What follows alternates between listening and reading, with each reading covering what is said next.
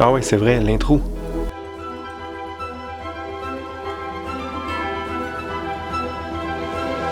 What's up tout le monde? Merci d'être là. Bienvenue sur le channel RC Kevin. Aujourd'hui, on va voir comment prepper ses pneus super soft.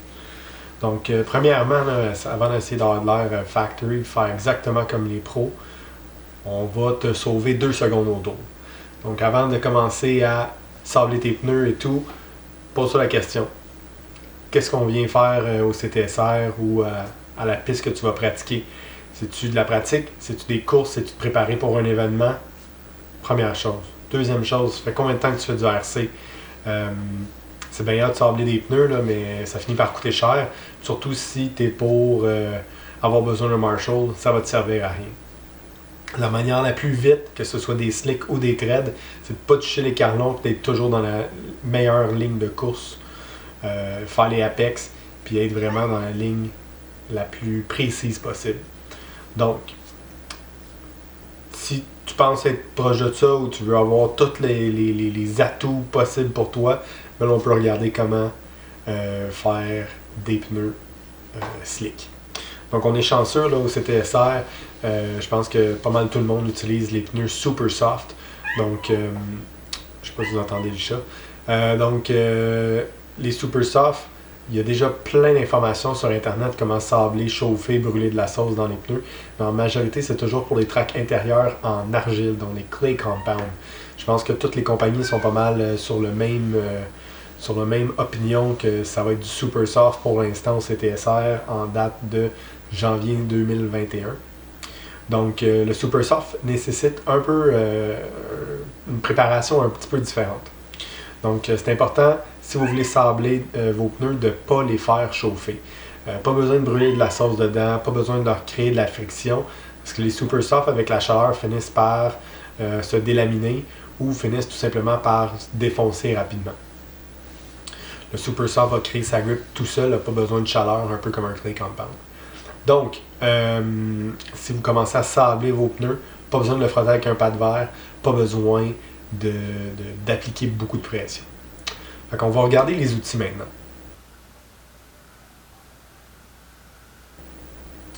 Donc, les outils. C'est sûr que vous pouvez aller chez Canadian Tire, vous gossez quelque chose pour venir visser dans votre roue, ou vous pouvez aller au Lobby Shop, puis il y a pas mal 3 familles de produits disponibles. Donc, vous allez avoir le Gravity RC, qui est un peu plus simple avec une noix. Ça prend un tournevis pour pouvoir venir le fermer. Ensuite de ça, il va y avoir le AKA.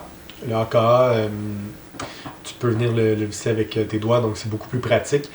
Seule problématique là, avec des pneus de Stadium Truck, je trouve que ça va être un petit peu plus difficile. Puis le J-Concept, donc vous allez savoir que je suis quand même bien vendu au produit J-Concept. Mais ce que je trouve l'avantage de leur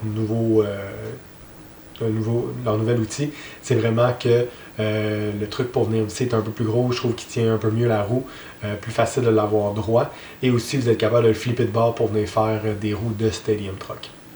Dernière chose aussi, c'est que le J-Concept fait le 12 et le 17 mm, donc les roues d'un 8 vont fitter aussi avec l'outil J-Concept, mais je pense pas qu'on a besoin de faire ça ici au Québec. Aussi, pour venir sabler le tout, vous avez quand même 2 choix d'outils ou de manières de fonctionner. Vous pouvez utiliser du papier sablé. J'ai utilisé du 120 ou du 180, moi, juste avec le papier sablé. Puis sinon, j'ai une palette pour sander, aussi la compagnie Assault RC. Au moment que la vidéo devrait être en ligne, ça devrait être au CTSR maintenant, puis aussi disponible sur commande chez Bego Racing. Donc, la palette pour sander, il y a 2 côtés, un côté un peu plus rough puis un côté finition. Donc si je ne me trompe pas, on est à 100 de grit, puis de l'autre côté, on est à 180. Je trouve que le plus fin fonctionne quand même très très bien. L'avantage de la paddle, c'est que vous êtes capable vraiment de contrôler la pression puis d'avoir toujours un appui qui est droit, tandis que le papier sablé, des fois, il va être un peu croche. Ça va être important avec la paddle, malgré ce qu'on a vu sur les internets. Il ne faut pas venir mettre trop de pression. Encore une fois, si on met trop de pression avec le paddle, le caoutchouc va se créer contre le pneu, puis il va venir faire de la pression, va générer de la chaleur, puis le caoutchouc se fait sabler, va finir par rechauffer dans le pneu, fait que ça vient faire une gomme un peu dégueulasse, puis après ça finit par délaminer, donc on essaie vraiment de ne pas faire ça. Je sais aussi qu'il y a d'autres compagnies de pneus, quand tu viens mettre beaucoup de pression dessus, ils se délaminent, il y a des petites chocs qui vont débarquer, fait que ça, il faut faire attention quand on fait du sablage. Si vous faites ça à l'intérieur, ça va vraiment faire de la poussière partout, là, fait que checkez ça avec votre blonde. Puis pour le CTSR, vous pouvez faire ça à l'extérieur parce que ça fait de la cochonnerie partout. Donc je vais vous faire une petite démo avec ma drill, comment j'utilise ça.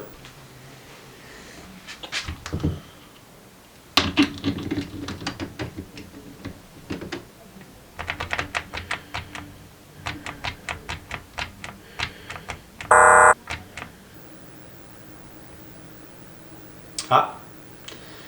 Ben, ça va me prendre une nouvelle drill. Partons à l'aventure!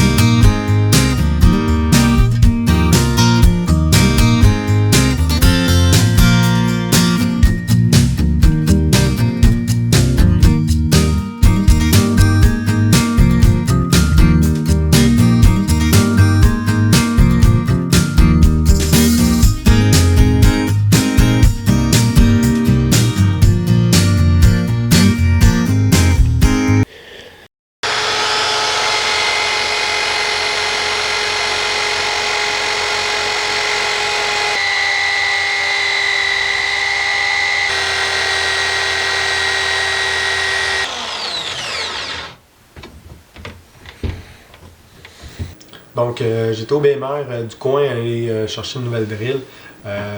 J'étais fil au lieu de batterie. Honnêtement, je pense qu'il y a un peu plus de power, ça va un peu plus vite. Ça m'a coûté 45$, là, donc c'était pas besoin d'acheter une très très chère. Je trouve juste qu'elle va un petit peu plus vite, puis elle va être capable de ne pas ralentir quand on y met de la friction dessus.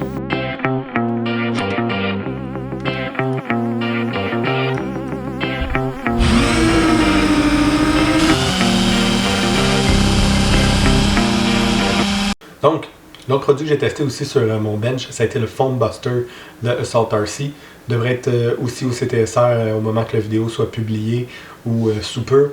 Ça devrait être disponible aussi par Bego Racing.